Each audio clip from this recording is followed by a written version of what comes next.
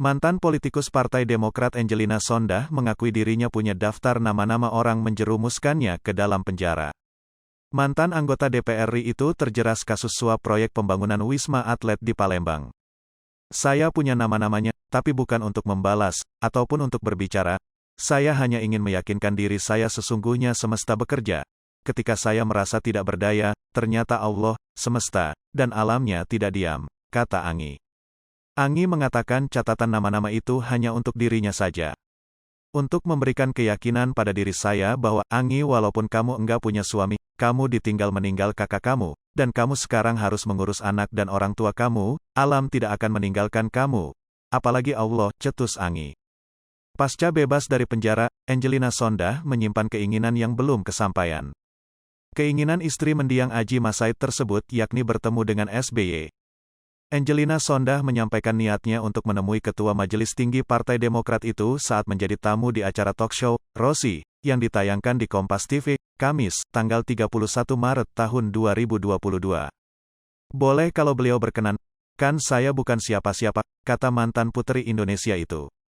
Keinginan Angi, sapaan akrab Angelina Sondah itu berawal saat host Rosiana Silalahi bertanya kepada dirinya apakah tidak ingin menjalin kontak dengan seniornya di Partai Demokrat, setelah keluar dari penjara usai menjalani hukuman selama 10 tahun.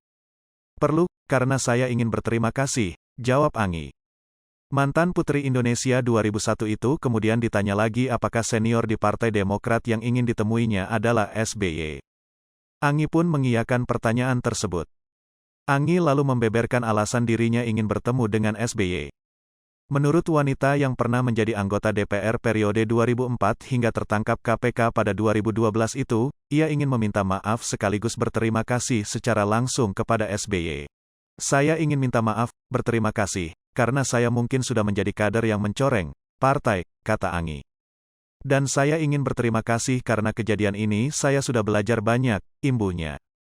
Angi mengakui di awal kejadian, yakni saat ia ditangkap oleh KPK hingga akhirnya dipenjara selama 10 tahun karena terlibat suap dan tindak pidana pencucian uang korupsi proyek Wisma Atlet di Palembang, ia tidak bisa terima.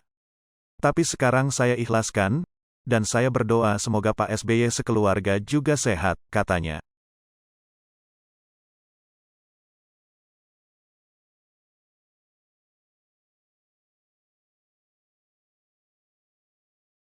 Hai pemirsa Sri Popo TV, jangan lupa komen, like, dan subscribe, serta tonton terus berita-berita terupdate lainnya